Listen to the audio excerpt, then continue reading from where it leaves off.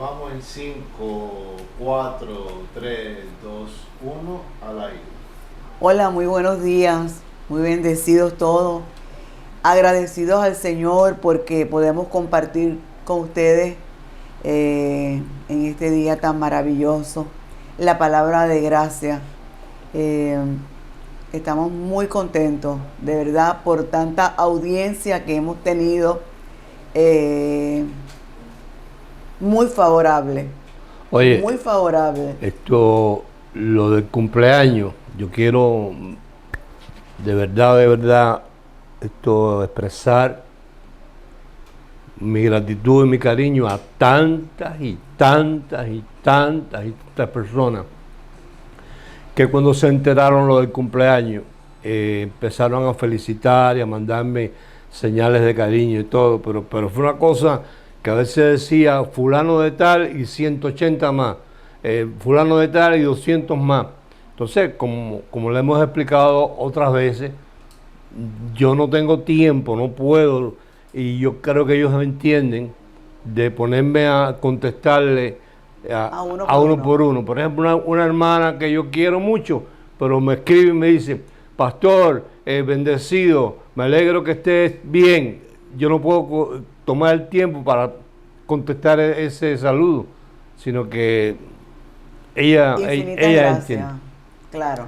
Yo creo que la gente que están ahí siguiendo los mensajes es un tipo de gente que no hace falta explicar esto, sino que son gente entendida. Sí. Porque esto no es un mensaje para los religiosos. El religioso está ciego, como hablamos la semana pasada. Tiene los ojos del entendimiento, no los de la cara. Los ojos del entendimiento lo tiene embotado.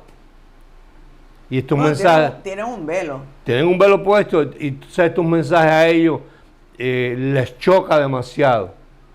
Por ejemplo, te quiero decir algo, pastor. A ver.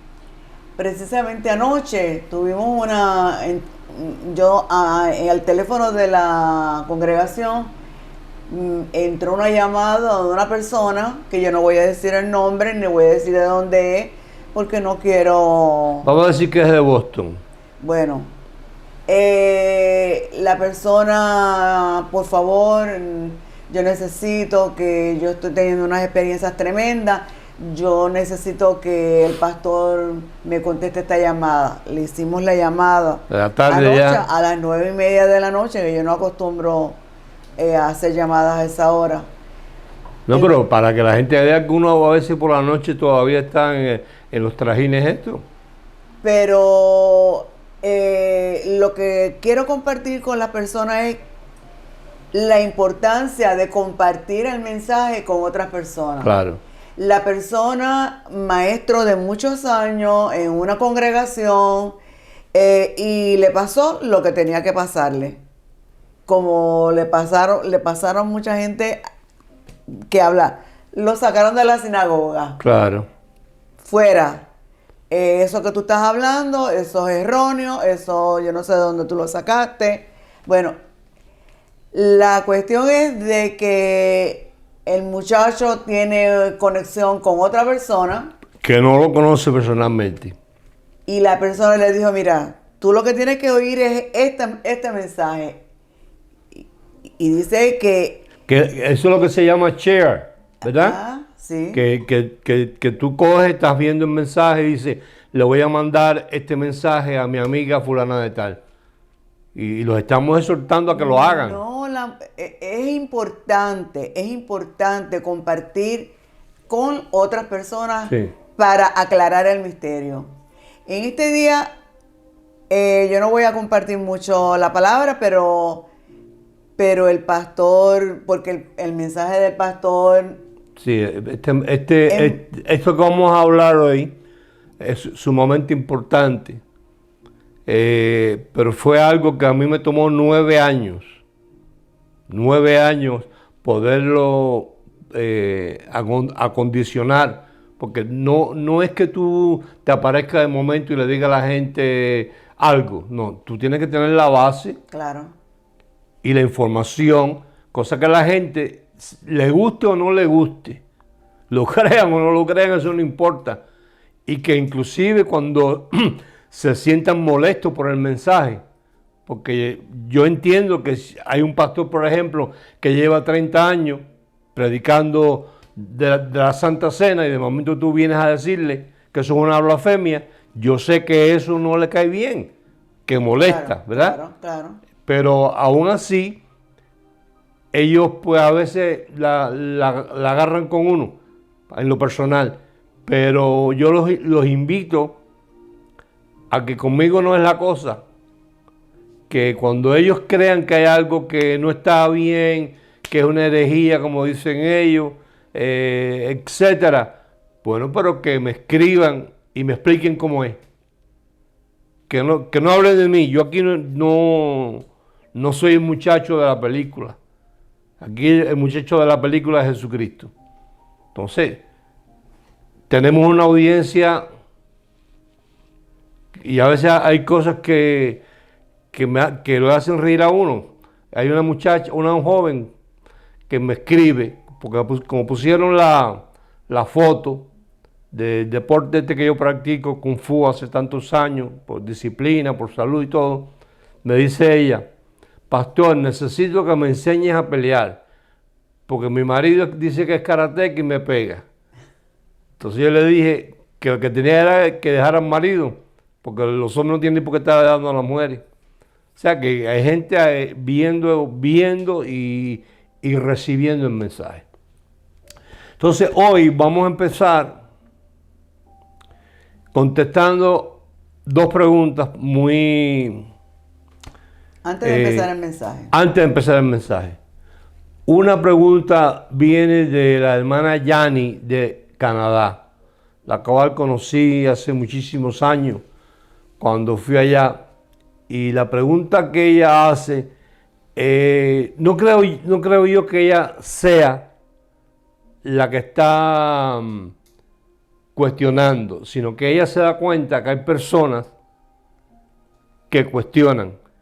En el caso de nuestro encuentro con el Señor, porque la religión ha enseñado que viene el Señor y se lleva a la iglesia y tienen a la gente mareada con eso. Entonces ella pregunta que si ese encuentro, ¿cómo es?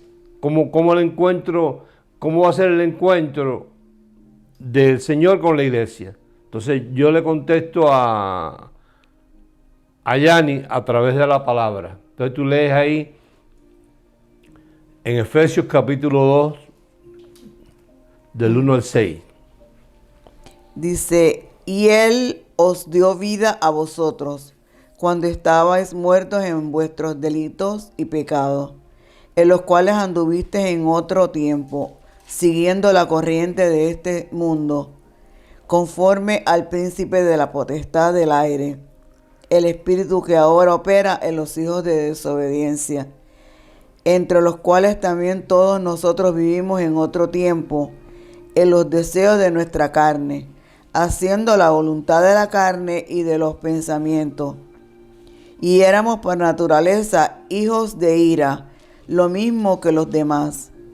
Pero Dios, que es rico en misericordia, con su gran amor con que nos amó, aun estando nosotros muertos en pecado, nos dio vida. Ahora fíjate, uno tiene que observar que dice que estábamos muertos. Un muerto ni respira, ni habla, ni piensa. Quiere decir que estando nosotros muertos en delitos y pecados, Dios, de su propia potestad,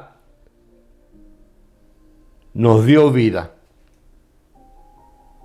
O sea, que no fue como dice la gente, que yo salí corriendo a buscar, o mi abuela oró por mí, o en la iglesia el predicador. No, aquí dice que yo estaba muerto, y un muerto ni respira, ni habla, ni oye, ni cree. Sin embargo, Dios me dio vida, estando muerto.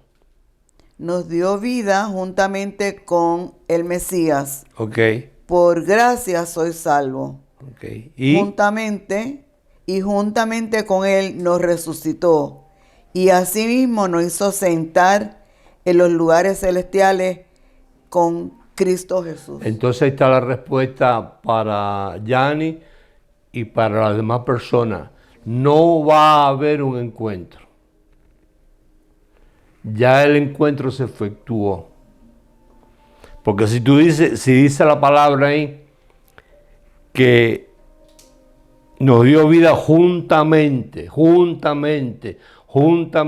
el Mesías, entonces es que ya tú te encontraste con el Mesías. No es que te vas a encontrar. Y juntamente con él nos resucitó. Y no está hablando de una resurrección de un cementerio, de que se abrió la tumba y el muerto salió ahí, como hablan en la religión, que va a venir el Señor y se abren los cementerios y la gente sale volando para el cielo. No, esto es una resurrección espiritual, entendiendo que es muy importante tener claro que el pacto de la gracia, la dispensación de la gracia, es un pacto espiritual. Y aquí hay que acomodar lo espiritual a lo espiritual. Cuando ahí dice que nos resucitó, también dice que nos glorificó, que nos redimió, que nos salvó, que nos rescató, que nos lavó. Y a ninguno de nosotros nos han cogido por el moño y nos han lavado. Claro. Pero es un aspecto espiritual. Quiere decir que ya eso se efectuó. Porque Él y nosotros, un mismo espíritu somos. Mira en Efesios 2, en el verso 18. Dice, porque por medio de Él, los unos y los otros tenemos entrada por un mismo espíritu al Padre. ¿Ves? Entonces ya hubo el encuentro. Ahí también en Juan capítulo 14, verso 23, Jesús lo anunció.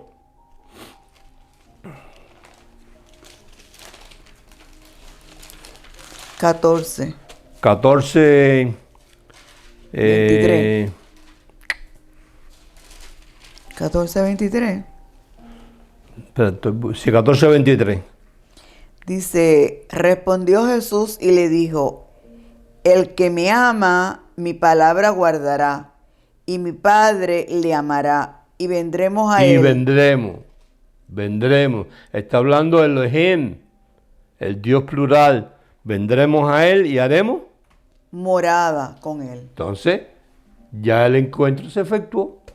Ya no hay más encuentro.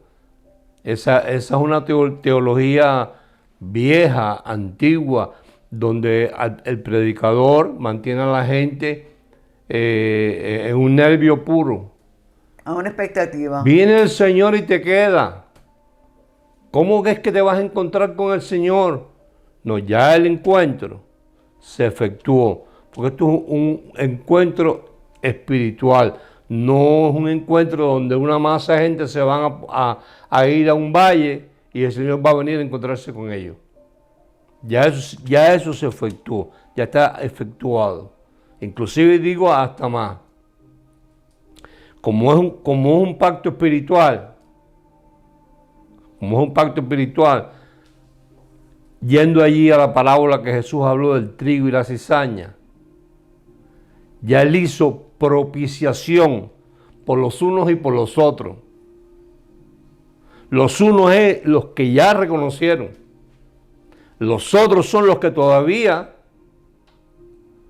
aunque ya el encuentro estuvo hecho, ellos no han sido conscientes de eso porque la palabra revelada no le ha llegado para despertarlos. Entonces, este encuentro es espiritual. Hay gente que anda por ahí a lo mejor tomándose una botella de ron y ya tuvieron el encuentro. Ah, pastor, pero el encuentro. No, es que la gente cree que tener un encuentro con Jesucristo es encontrarse frente por frente. No, o ir a la iglesia y levantar la mano el domingo y hacer la oración del pecador. Y que el predicador diga, escribe su nombre en el libro de la vida. No, tu nombre ya está escrito en el libro de la vida. Y cuando Él hizo la propiciación y derramó la sangre, la derramó por toda su simiente. Ahí estuvo el encuentro. Que tú no seas consciente porque todavía tu conciencia está llena de obras muertas es otra cosa. Pero si mañana te mata un camión, como expone la gente, dice que Él puso eternidad en tu corazón. O sea que ese encuentro ya se efectuó, que la gente no pierda tiempo en estar esperando un futuro, porque a nosotros no hay nada ni nadie, léelo ahí en Romanos 8, que nos pueda separar. Así es. Romanos 8. Nada ni nadie. Romanos 8, en el verso 37. Dice, antes en todas estas cosas somos más que vencedores por medio de aquel que nos amó. Por lo cual estoy seguro que ni la muerte, ni la vida, ni ángeles, ni principados, ni potestades, ni lo presente, ni lo porvenir, ni lo alto, ni lo profundo, ni ninguna otra cosa creada nos podrá separar del amor de Dios, que es en el Mesías Jesús, Señor nuestro. ¿Qué puede separarte a ti de Dios? Porque ahí dice que ni lo presente ni lo porvenir, ni ninguna cosa creada. Ni lo alto ni lo profundo. Entonces ya, si no te pueden separar, es que ya tú tuviste el encuentro. Y el encuentro se efectuó, y más todavía aún, en Efesios 4:30 dice que nos selló con el Espíritu Santo. Nos puso una marca ahí. Que andemos haciendo cosas indebidas. Delante de Dios no hay cosa indebida. Eso es cuestión a los hombres, a la sociedad. Yo me tomo una botella de ron y salgo por ahí con el carro y lo que me puedo encontrar con un poste y matarme o ir para el hospital. Y allí la policía me va a estar esperando. Pero Dios no. Ya Dios te limpió, ya Dios te selló, ya tú eres de Él y nada puede separarte de Él. Claro, la mayoría de las predicaciones van dirigidas a mantener a la gente en esa incertidumbre. De todas maneras, la gente se porta mal. Claro. ¿Ok? Entonces yo espero haberle contestado a Yani. Y entonces vamos a contestarle a una hermana que me escribe, que se llama Hilda, sobre una pregunta que me hizo otra hermana llamada Karina, que parece que no me supo explicar bien. Ya yo le contesté y yo contesto por las redes. Yo no me pongo a escribir, no tengo el tiempo para escribir la contestación. Entonces, ellas están hablando sobre la primera y la segunda venida de Cristo. Uh-huh. Entonces, como eso yo lo he estudiado tanto, lo puedo hacer hasta de memoria. La palabra dice que Jesús vino bebé, nació, creció, tuvo su ministerio, llegado el momento, el tiempo que Dios tenía señalado, fue al sacrificio y murió con cuerpo físico. Uh-huh. María, cuando va a la tumba, el primer día de la semana, que ya él no estaba allí, lo va a abrazar, que en realidad el nombre de ella era Miriam, pero era un apodo personal de su amistad. Sí. Él le dice, no me toques, porque todavía no he subido a mi Padre y a vuestro Padre. Lo que iba a hacer era entrar al lugar santísimo con la sangre, que un día vamos a hablar, cómo se fue recogiendo esa sangre desde que la empezó a derramar, porque si él entró con ella quiere decir que no se desperdició en la tierra. Pero un día vamos a hablar de eso. Y entonces, pasado unos días, los discípulos están en la casa y él se presenta, atraviesa la pared y le dice: paz a vosotros, con cuerpo glorificado. Esa es su primera venida. Con cuerpo glorificado, porque la pregunta que le hicieron los discípulos a él, que la persona debería tener, o yo no sé si pueden entrar al internet y leerlo en el internet, en Mateo capítulo 24, en el verso 3, en las Biblias normales o las Biblias, ¿cómo se llama? Corriente. Las corrientes. Están las tres preguntas que los discípulos le hacen al Señor. Mateo 24. ¿Tú lo tienes el verso 3? Sí. Léelo. Y estando él sentado en el monte de los olivos, los discípulos se le acercaron aparte diciendo: dinos, ¿cuándo serán estas cosas y qué señal habrá de tu venida y del fin del siglo? Ok, esto es lo que dice. Mira cómo dice el código real. Mira. Y estando él sentado en la cima del monte de las olivas, sus discípulos se acercaron privadamente y le dijeron: dinos, ¿cuándo serán estas cosas y cuál será la señal de tu revelación como el Mesías ben David? Ush. No es lo mismo cuándo será tu venida, porque ellos no le están preguntando si él va a venir así como Jesús. Ellos le están preguntando: ¿cuándo tú vas a cumplir el trabajo como Mesías que a ti se te fue encomendado y que nosotros, el pueblo hebreo, lo hemos estado anunciando por miles de años? Y te hemos estado esperando. ¿Cuándo será esto? Porque ellos están inquietos, porque la palabra dice que cuando viniera el Mesías se revelara, porque todavía Jesús no se había revelado como Mesías. Claro. Para que fuera Mesías, tenía que acabar con el pecado, tenía que acabar con el diablo, tenía que acabar con el infierno, morir y resucitar y ascender a los cielos. Esa era la revelación del Mesías.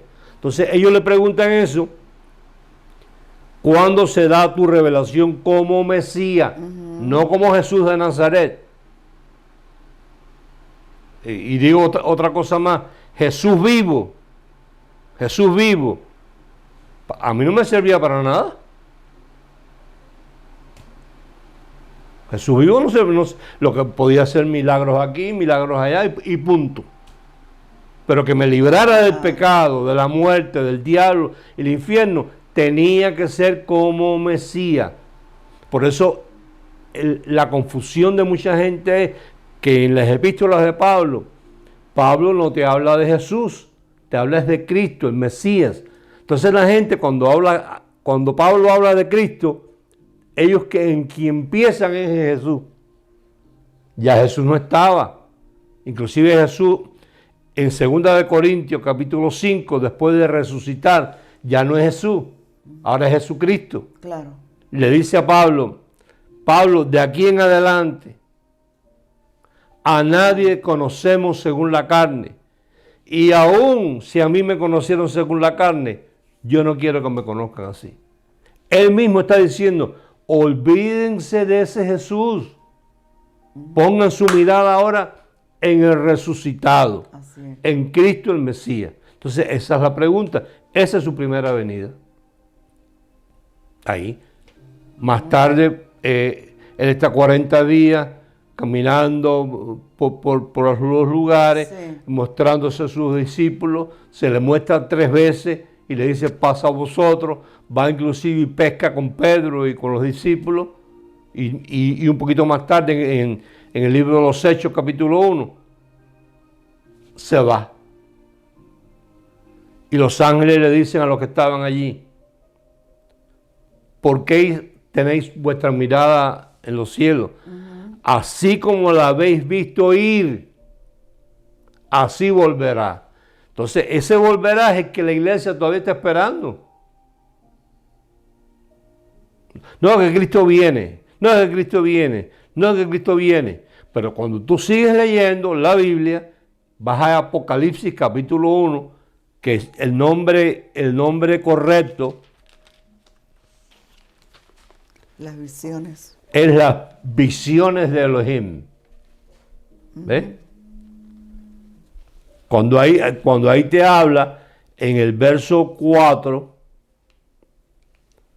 dice Juan a las 7 ciudades que están en Asia, paz de parte del que es y que era, y escuche bien, y que está viniendo. Dice el código real. En tu Biblia Ha de venir. ha de venir. ¿Ves? Está viniendo. Ahora cuando tú lees el verso 8, ya vino, míralo.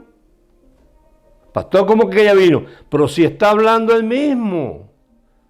Yo soy el Él se presenta y dice, yo soy el alfa, soy el omega, soy el primero, soy el último, soy el principio, soy el fin, soy el que estuve muerto, pero vivo para siempre. Ya ahí tienes tu segunda venida. Algo que Jesús les había anunciado a ellos en el libro, en el Evangelio de Juan.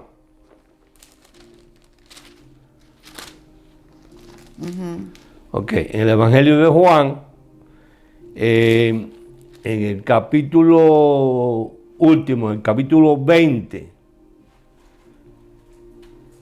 verso 20, dice, volviéndose Pedro vio que le seguía el discípulo a quien amaba Jesús, el mismo que en la cena se había recostado al lado de él y le había dicho, Señor, ¿quién es el que te ha de entregar?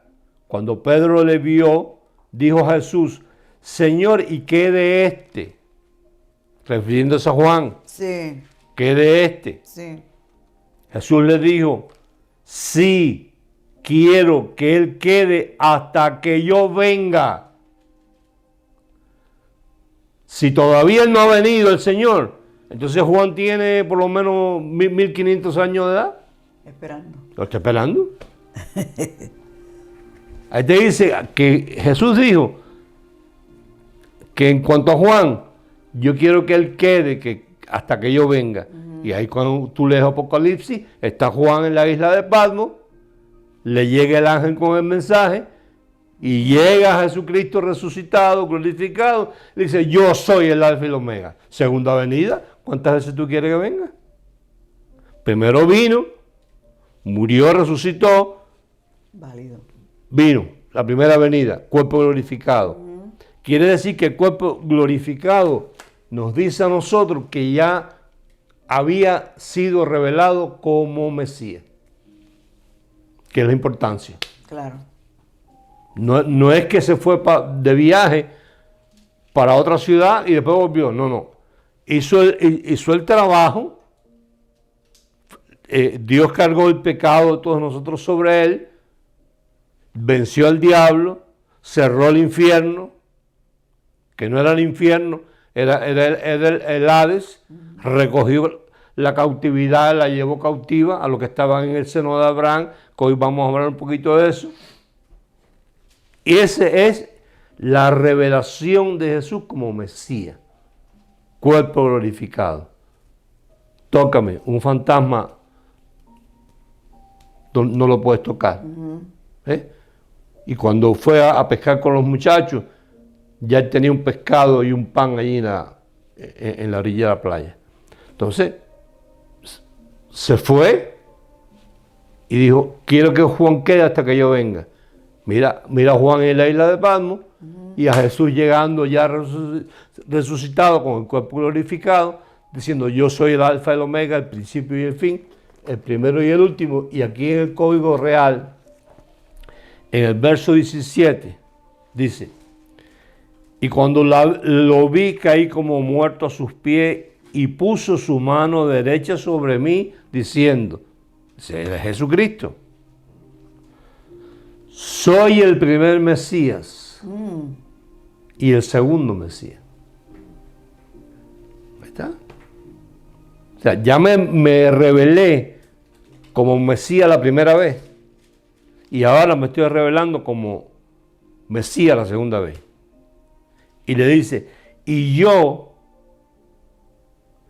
el Mesías que vive, aunque estuve muerto, pero he aquí que estoy vivo por los siglos de los siglos y tengo las llaves del Hades y de la muerte. ¿Ya? Ay, pastor, pero es que allá en Primera de Tesalonicenses, capítulo 4, verso 16, dice, porque el mismo Señor con voz de arcángel y trompeta de Dios descenderá del cielo y los muertos en Cristo. Observa, muertos en el Mesías, no en Jesús, resucitarán primero. Ahora, ¿cómo se resucita en Cristo? ¿Sales de la tumba? No, tú lo acabas de leer en Efesios 2. Es una resurrección espiritual. Sí. Los muertos en Cristo resucitarán primero. Luego nosotros, los que hayamos quedado, seremos trasladados. Trasladados, como dice Colosenses 1, que hemos sido trasladados del reino de las tinieblas al reino de su amado Hijo, sí, al conocer a Cristo. Y así estaremos para siempre con el Señor. Pablo lo que está haciendo es un anuncio de lo que va a ocurrir cuando él venga la segunda vez que se encuentre con Juan. O sea, Pablo no está hablando de un acontecimiento aparte, distinto a lo que hemos leído ya, cuando él primera vez se presenta a los discípulos resucitados y le dice, pasa a vosotros, primera vez, se va. Y después en Apocalipsis, en las visiones de Elohim, dice, el que era y es y está viniendo. Y de momento llega al lugar, se hace presente y le dice, yo soy el Alfa y el Omega. Ya vino la segunda vez y se cumple lo que le dijo a Pedro. Yo quiero que Juan quede hasta que yo venga. Entonces ahora le habla a Juan y le dice a Juan, yo soy el Mesías. Aquí en esta versión dice Mesías, no dice Cristo. Sí. Yo soy el Mesías, el primero. Y soy el Mesías que vino por la segunda vez. Está claro. Está claro. Cuando está hablando de Jesús, está hablando de el Mesías. Entonces, yo espero haberle contestado a la hermana Hilda y a la hermana Karina. Yo no sé si, yo no me he puesto a investigar si al internet tú puedes entrar y por lo menos leer del código real, aunque no lo compre porque están costosísimos, leer esas porciones, porque yo entiendo que a ellos, tú sabes, yo estoy leyéndole algo que ellos no lo tienen en la mano. No lo tienen en la Biblia de ellos, pero esta es la traducida del hebreo al español. Esta. Y ya en infinidad de enseñanzas lo hemos compartido. Sí. De cosas que aquí están, que es totalmente a lo que aparece allá. Que acordémonos que hubo distorsión. Que por eso la verdad de Dios se transmitió de forma oral. Dios no permitió que se escribiera todo para que el hombre no lo tergiversara. Así es. Entonces, hoy vamos a hablar, busca ahí en Génesis 3.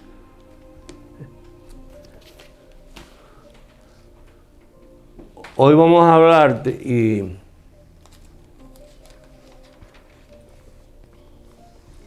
por lo complejo del tema y lo importante que es, lo vamos a hablar despacito. Yo voy a participar más que mi esposa porque es un tema que no todo el mundo lo sabe manejar. Vamos a hablar sobre la revelación sobre el infierno. Pero en este mensaje no vamos a concluir. Vas a necesitar estar pendiente a ver este mensaje y el que viene en la próxima semana para que tengan la información completa. Entonces ahí lees tú en Génesis 3, versos 10 y 11. Dice, y él respondió, oí tu voz en el huerto y tuve miedo porque estaba desnudo y me escondí. Y Dios le dijo, ¿quién te enseñó que estabas desnudo? ¿Has comido del árbol que yo te mandé no comieses? O sea, que ahí nace el miedo, pero Dios le enseña o cuestiona a Adán de quién te enseñó que tú estabas desnudo, que te produjo miedo. No fui yo, dice Dios. Quiere decir que Dios no es el que produce miedo. Así es. Cuando uno está en una congregación o está viendo un programa en internet, televisión, sea de quien sea, puede ser el más famoso del mundo, y eso le infunde miedo a la persona, puede garantizar que no es Dios el que le está hablando. Por eso nuestro mensaje de la gracia es un mensaje que nosotros poco a poco vamos destornando todo aquello que le infunde miedo a la gente, porque el miedo es como un veneno que va socavando a la gente, y el miedo en realidad, lo explico así, miedo es fe. A la inversa. Porque el miedo es creer en algo que tú crees que te va a pasar. Y la fe de Dios es creer que algo bueno te va a pasar. Entonces, no nos olvidemos que Satanás en su origen copió la forma de trabajar de Dios. Que Dios no obliga a nadie a nada. Dios lo que te da son sugerencias, para que si tú obedeces las sugerencias, te vaya bien. Este otro tampoco te obliga. Eso que la gente dice, yo hice esto porque el diablo me obligó, eso es mentira. Él te hizo la sugerencia. Y tú, con una mente que no está renovada, pues obedeciste esa sugerencia y cometiste el error. Entonces, hoy nosotros vamos a hablar, hoy y la próxima semana, de la revelación del infierno. ¿De dónde surge esto? ¿Dónde empieza? Porque mira, un dato importante. A las personas que nos están escuchando, ¿no le parece raro? Nada más que se pregunten esto. Que si hubiera un infierno, la Biblia tiene 68 libros. Desde Génesis hasta Apocalipsis. 68, incluyendo Salmos y Proverbios, que hay gente que dice que no se incluyen y dicen que son 66. Sean 66 o 68. Solamente la palabra infierno aparece en el Evangelio de Mateo 6 veces. En Juan no aparece, en Marcos no aparece y en Lucas una sola vez. Entonces, a mí me da la impresión que si el infierno es como dicen los religiosos y como lo presentan en muchas películas que ellos hacen. Que ellos no hablan nada más que pero eso. Por favor, si tú tienes que haber oído a algún predicador haciendo una descripción del infierno, donde están las calderas de aceite hirviendo, donde están los monstruos, donde hay los demonios con 3 cabezas, donde es un tormento de día y noche, donde si no te echan en la caldera hirviendo, te pinchan con un tridente 24 horas al día. O sea, el aspecto, lo que te describe en el infierno, y que es una cosa que es para siempre. O Según los religiosos, una vez tú caes allí, de ahí no te sacan ni a María Santísima. Que la doctrina católica es hasta mejor que la evangélica protestante. Porque el católico cree en el infierno, pero también cree en el limbo y en el purgatorio. Entonces tú eres católico, vamos a decir, y te mueres y tu familia va donde está el padre, el cura, y paga, y te hacen una misa y te sacan del limbo. Y después hacen otro arreglo, y dependiendo de cómo haya sido el individuo en los días de su vida, hace un arreglo con el cura y dice, bueno, es que Federico necesita por lo menos 8 misas para sacarlo de dónde, del purgatorio, porque la palabra te lo dice, purga. Ahí empieza a purgar las penas, y el cura con la misa te purga hasta que logra a la octava misa o a la que sea sacarte del purgatorio, y entonces vas para el cielo. Ya no tienes problema. Pero con los evangélicos protestantes, ahí vas directo. No. Con ellos, si tú fallaste un día, o sea, ellos los domingos te predican de un Dios malvado que está esperando nada más que tú cometas el más mínimo error para achicharrarte en el infierno. Yo me trabé ahí cuando yo empecé a estudiar sobre esto, hace muchos años, que entendí predestinación. Yo me cuestionaba, pero ¿cómo ahí dice que Dios me predestinó en amor, que Él me escogió antes de la fundación del mundo en Él, que me hizo a su imagen y semejanza, que mandó a su Hijo derramar su sangre por mí? ¿Cómo es que mañana yo cometa un error en carne, que es una carne que yo no pedí nacer siendo espíritu en un cuerpo de carne? Que la carne me traicione y yo cometa un error y me digan, listo, directo para el infierno. Y yo he oído predicadores famosos. Aquí en Miami hay 2. Hay uno que yo lo he oído.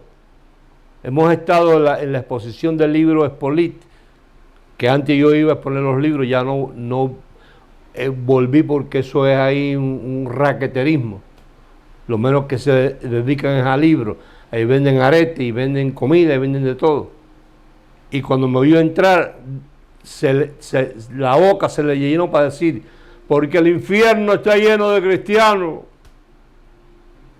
Y el otro pastor, que ahora mismo tiene un pleito legal por la esposa, con unos millones de dólares, ese tiene un mensaje que se llama Las 7 puertas del infierno. Entonces, según estos predicadores, una vez tú caes ahí,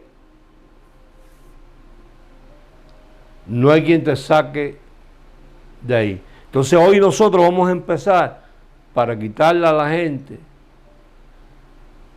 el miedo. Y yo voy a leer aquí una cosita muy importante antes de empezar para darle fuerza.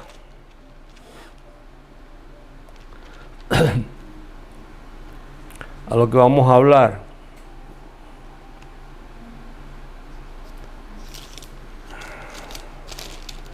Y deja ver si lo encuentro porque no lo traigo apuntado.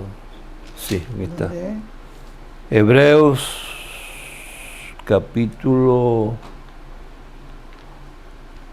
10, verso 29. Yo lo tengo. ¿Cuánto mayor castigo pensáis que merecerá el que pisoteare al Hijo de Dios y tuviere por inmunda la sangre del pacto en la cual fue santificado e hiciere afrenta al Espíritu de gracia? Quiere decir que cuando la gente las están mandando para el infierno, el predicador lo que está haciendo es pisoteando la sangre. Está diciéndole a la gente, la sangre no fue suficiente para emblanquecerte, en lavarte, en limpiarte, en perdonarte, y el Espíritu de gracia no te cubre. Yo la estoy pisoteando y te mando para el infierno. La gracia la gente tiene que entender que es algo que Dios con su deleite hizo para traernos de vuelta a nuestro origen. Por eso fue que mandó a Jesús. Porque Jesús, o el verbo que se hizo carne, parte de Elohim, era el precio que había que pagar por nosotros. Nosotros no éramos cualquier cosa. Nosotros fuimos creados a imagen y semejanza de Dios. Claro. Por lo tanto, Dios a la hora de redimirnos tenía que pagar un precio semejante o similar a lo que nosotros costábamos. Si yo soy hijo de Dios, soy un Dios. Y si me van a comprar, no pueden pagar un ángel o un querubín por mí. No pueden pagar ni el universo. No pueden decir, yo para comprar o redimir a Victorio de la potestad de las tinieblas, lo compro y pago con el universo entero. No es suficiente. ¿No es suficiente? Entonces, cuando a la gente le están diciendo que se van para el infierno, están pisoteando la sangre del nuevo pacto, diciendo, esa sangre no fue suficiente. Entonces, vuelvo a la pregunta. ¿No te parece raro, extraño, que lo que hemos hablado, un infierno tan terrible, de donde no puede salir nadie, donde está lleno de demonios, y ahí está Satanás, y es un tormento por toda la eternidad? ¿No te parece a ti que si fuera así, Dios fue injusto en por lo menos mencionarlo, aunque fuera una vez, en cada uno de los libros de la Biblia? Claro. Porque en Génesis no está, en Éxodo no está, Pues, no está en ninguna parte. Claro. Entonces, ¿cómo van a hacer una doctrina tan terriblemente perjudicial para la gente, cuando en la Biblia aparece solamente en un libro o en 2 libros, nada más que 7 veces? Y que cuando miremos ahí, la palabra esa que usaron en infierno está mal traducida. Porque en el original la palabra infierno viene de la palabra tártaro. Y el tártaro no es un lugar, sino es una situación, como cuando dicen hubo un fuego infernal. Ya. Un accidente infernal, se mataron 15. O sea, para demostrar algo destructivo, Sí. malo en niveles hiper. Entonces, a mí me parece raro de que Dios, siendo Dios, no le advirtiera a la gente. No está en ninguna parte. Entonces, hay 3 cosas que los predicadores usan constantemente, que produce miedo a la gente y les roba la seguridad de su salvación. Uno es el pecado. Eso es domingo tras domingo. Otro es el diablo y otro es el infierno. En cuanto al diablo, solamente voy a citar un versículo. En Hebreos 2:14, que dice que por cuanto los hijos participaron de carne y sangre, él también participó de lo mismo para destruir por medio de la muerte al que tenía el imperio de la muerte, esto es, al diablo. No le dedico más tiempo. Ahora, lee tú ahí en Juan capítulo 1, verso 29. Vamos a hablar del pecado. Juan. Capítulo 1, verso 29. Yo voy a leer después el próximo. para ir abreviando aquí. 1:29 dice: Hasta el 31. El siguiente día vio Juan a Jesús que venía a él y dijo: He aquí el Cordero de Dios que quita, que quita Ajá. el pecado del mundo. ¿Quita? ¿De dónde? El pecado del mundo. Lo recoge. Porque ese era el plan de Dios. Recoger el pecado y ponerlo sobre Jesús. Entonces ahí dice que quitó el pecado. Ahora, yo voy a leer en Hebreos capítulo 9, versículos 26 y 27, mientras tú buscas Primera de Pedro 4. ¿Ok? Yo voy leyendo. Dice, Hebreos capítulo 9, versos 26 y 27, y yo estoy confiado que estos iluminados están ahí apuntando, porque necesitan apuntar todas estas cosas. De otra manera, le hubiera sido necesario padecer muchas veces desde el principio del mundo, pero ahora en la consumación de los siglos se presentó una vez para siempre por el sacrificio de sí mismo para quitar de en medio el pecado. Y de la manera que está establecido, así también Cristo fue ofrecido una sola vez para llevar los pecados de muchos, oído, y aparecerá por segunda vez sin relación con el pecado. Quiere decir que cuando se le apareció a Juan, ya se le apareció y ya no había pecado, ya lo había quitado. Bien claro. Entonces, primero, es aquí el Cordero de Dios que quita el pecado del mundo. Segundo, que Él vendría la segunda vez sin relación con el pecado.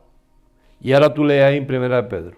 Dice: puesto que el Mesías ha padecido por nosotros en la carne, vosotros también armados del mismo pensamiento, pues quien ha padecido en la carne terminó con el pecado. Vaya.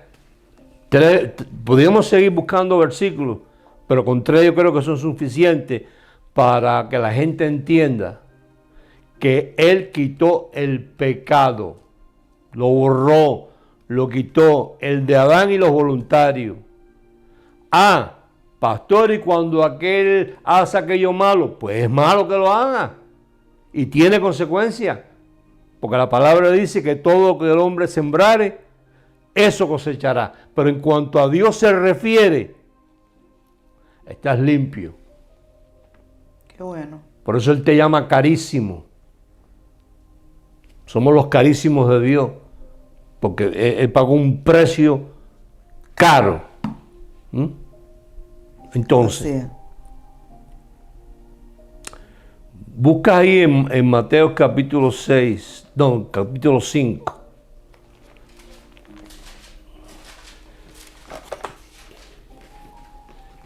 Y vamos a ir entrando ya en materia.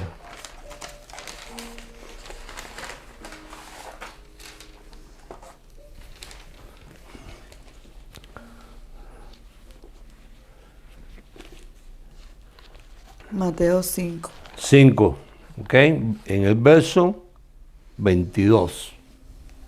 Dice: pero yo os digo que cualquiera que se enoje contra su hermano será culpable de juicio, y cualquiera que diga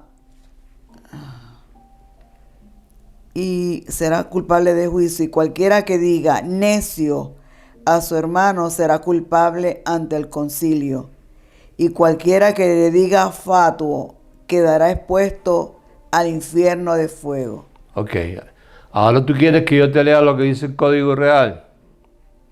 Perfecto. Pero os digo que esto significa algo más profundo aún, que cualquiera llene de ira contra su hermano deberá ser traído a un tribunal de justicia, y cualquiera que lleno de ira avergüence a su hermano públicamente diciéndole: eres un imbécil que no sirve para nada, deberá ser traído a juicio ante el Sanedrín. Y cualquiera que le diga a su hermano estúpido, desgraciado, automáticamente será culpable y merece ser echado al basurero de fuego.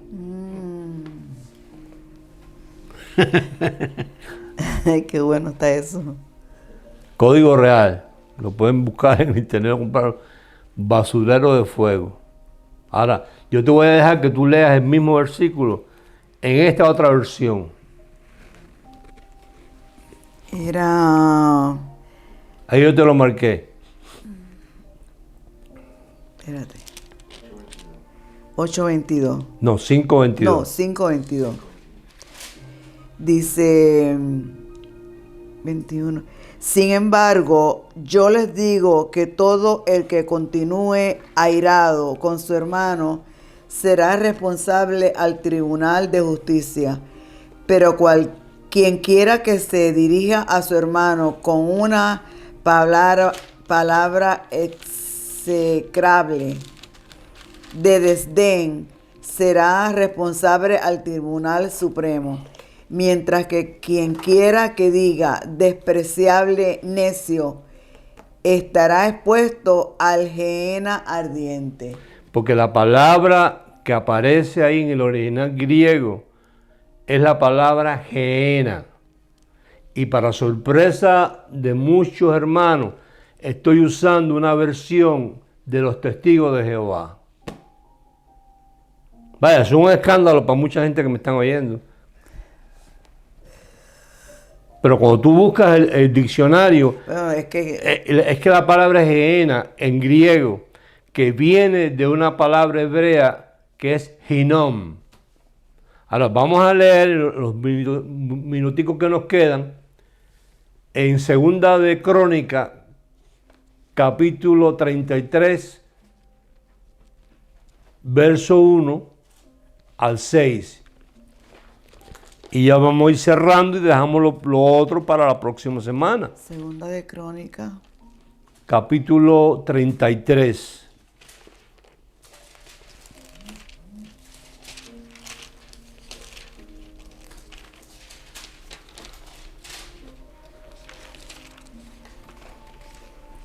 Ajá.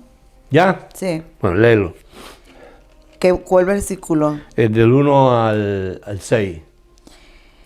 Dice, de 12 años era Manasés cuando comenzó a reinar, y 55 años reinó en Jerusalén.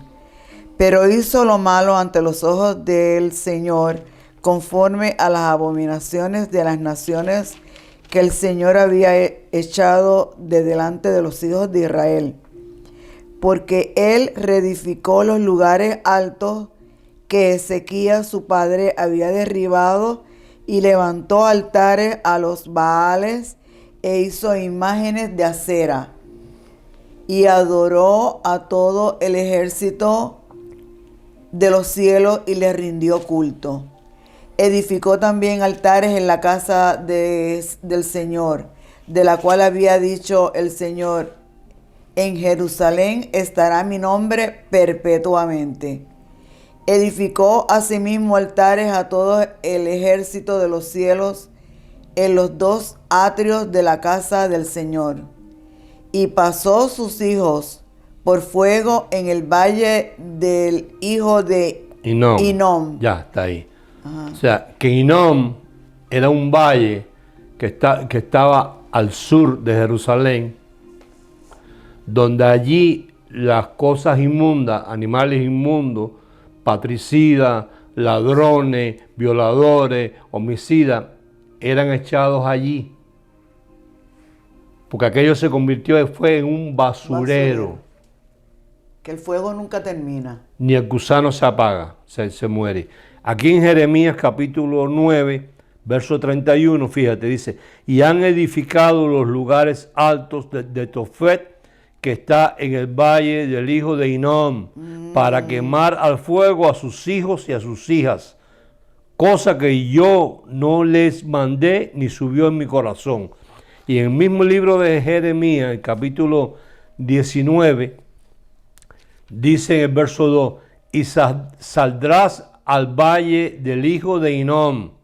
Le está diciendo Dios a Jeremías, que está a la entrada de la puerta oriental, y proclamarás allí las palabras que yo te hablaré. Y en el verso 5 dice, y edificaron lugares altos a Baal para quemar con fuego a sus hijos en holocaustos a Baal, cosa que yo no les mandé.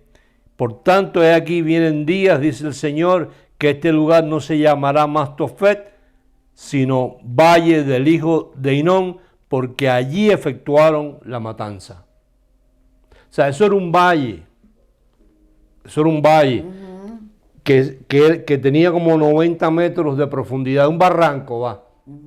Y allí, como no habían basureros como hoy en día que procesan la basura, allí todo lo inmundo, todo fuera animal o fuera un homicida que fue a juicio, Que le cortaron una mano. que le cortaron una mano porque robaba, que violó a una niña y lo castraron y lo hicieron un eunuco, cualquier cosa de esa, y la basura también, la echaban ahí, porque dice Isaías, oído, en el capítulo 66, apunta ya en su casa, y verso 24, y saldrán y verán los cadáveres de los hombres que se rebelaron contra mí, porque su gusano nunca morirá, ni su fuego se apagará.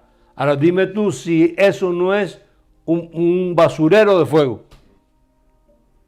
Porque el fuego de un basurero de esta categoría, y yo que he visitado tantos países de Latinoamérica, todavía los tienen. El fuego no se puede apagar, porque constantemente la gente está llevando la basura, porque no tienen procesadores ni carros que recogen la basura como aquí como en Estados Unidos. Sí, claro. Entonces la gente llevan el perro muerto que mataron en la carretera y lo tiran ahí. Pero para que eso funcione, tiene que estar prendido el fuego. Claro. ¿Ves? Constante. Constantemente. Se murió un cochino, pues para allá va. La basura de la casa, pues para allá. Y según la echan, ahí está el gusano en la basura y el fuego que nunca se apaga. El valle de Hinnom en hebreo. Cuando tú traduces Hinnom al griego, la palabra que se usa es Gehenna, no infierno, que era un basurero de fuego. Ahora, estos religiosos han quitado la palabra Gehenna y le han puesto la palabra infierno. Entonces, hoy y la próxima semana vamos a hablar de un lugar que ya no nos da tiempo. No sé si nos da tiempo para leer. ¿Qué tiempo tenemos ahí? Ya estamos pasados un poquito. Estamos pasados un poquito. Me da 5 minuticos. Busca ahí Lucas 16, para no dejar a la gente huérfana. Lucas 16. Y el versículo. El 19.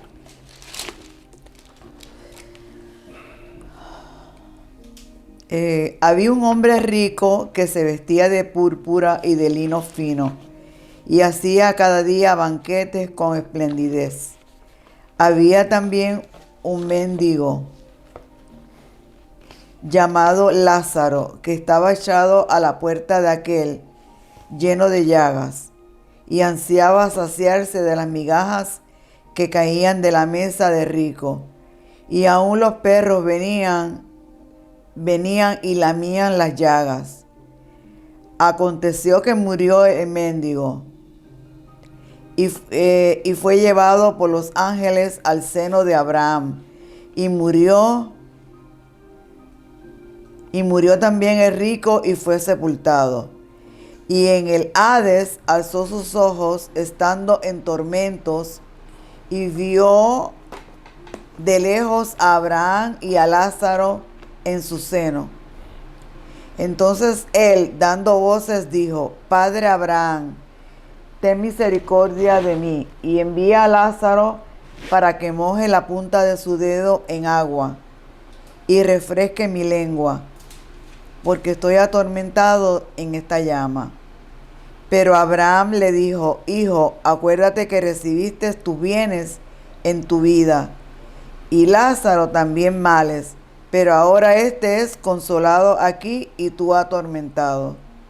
Además de todo esto, una gran cima está puesta entre nosotros y vosotros, de manera que los quisieran, y vosotros, que los que quisieran pasar de aquí a vosotros, no pueden, ni de allá para acá.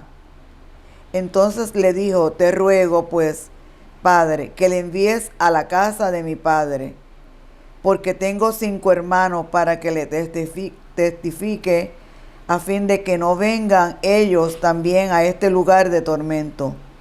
Abraham le dijo: A Moisés y a los profetas tienen, óiganlo.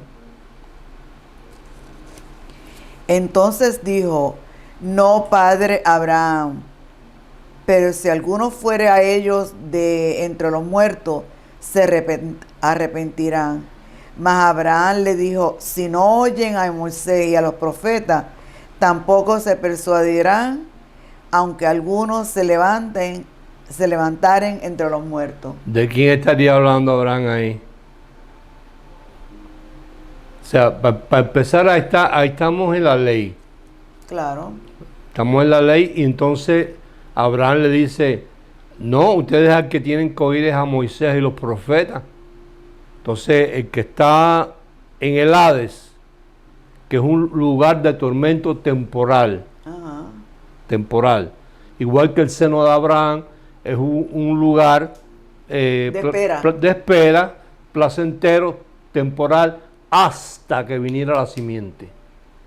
Porque Abraham decía que miraba eso de lejos y lo saludaba, pero la justificación que Abraham tuvo no lo capacitaba, no lo calificaba para entrar al lugar santísimo donde estaba el Padre, porque había necesidad de que una sangre diferente fuera derramada, que viniera del Mesías y muriera y resucitara, para que entonces ese Mesías pagara el precio por los que estaban en el seno de Abraham y por los que estaban en el Hades, que los que estaban era atormentados un tiempo.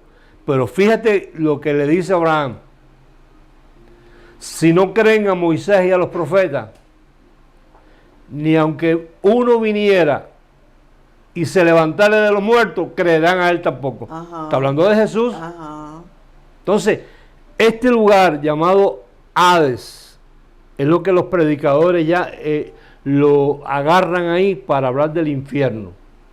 Eso fue un lugar temporal, igual que el seno de Abraham.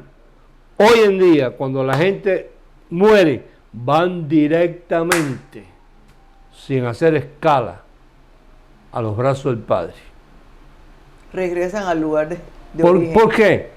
Pastor, y si se portaron mal, sangre hay, no la pisotee. No se puede pisotear la sangre. Ella fue poderosa para limpiar todos los pecados. Pero hay gente, olvídate de esa gente, porque de eso vamos a hablar otro día.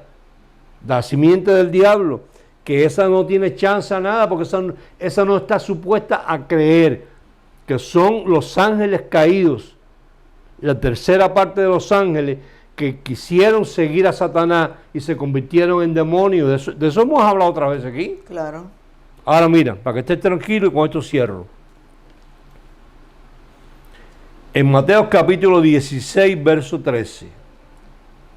Viniendo Jesús a la región de Cesarea de Filipo, preguntó a sus discípulos diciendo: ¿quién dicen los hombres que es el Hijo del Hombre?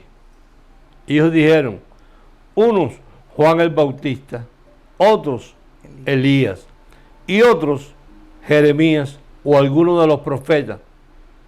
Él les dijo: ¿y vosotros quién decís que soy yo?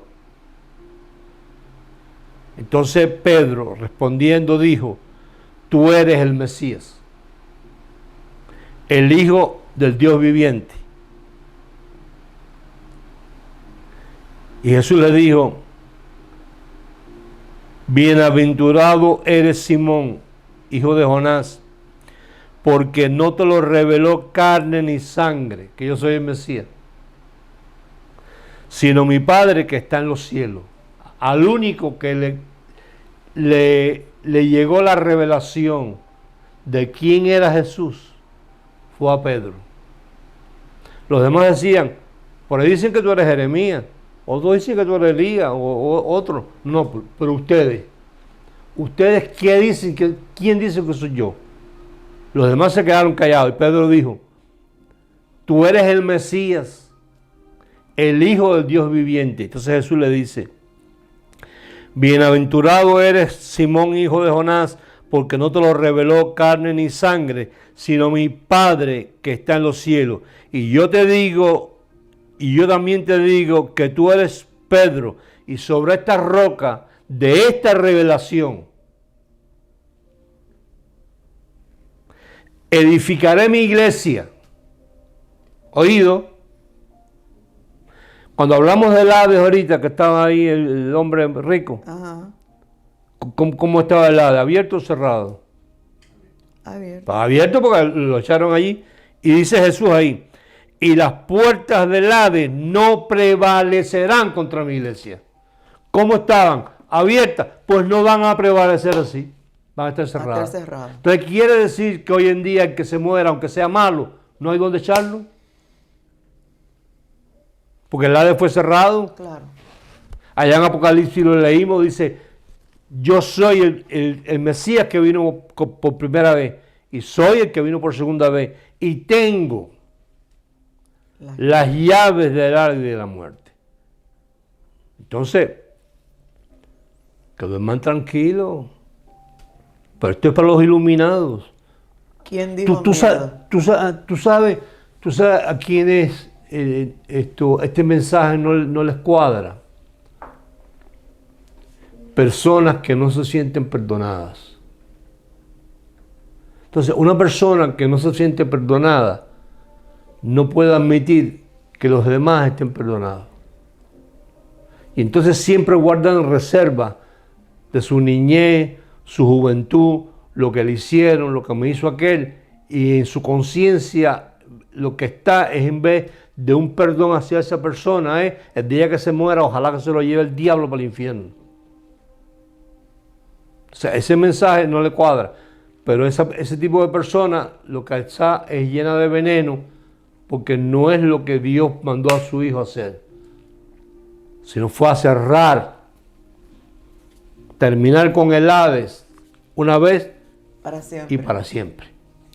Entonces, la próxima semana vamos a hablar de cómo los religiosos le echaron mano a este asunto del basurero y lo convirtieron en un infierno para lucrarse, para vender las misas, la indulgencia, y para que los predicadores en la iglesia los domingos tengan el látigo.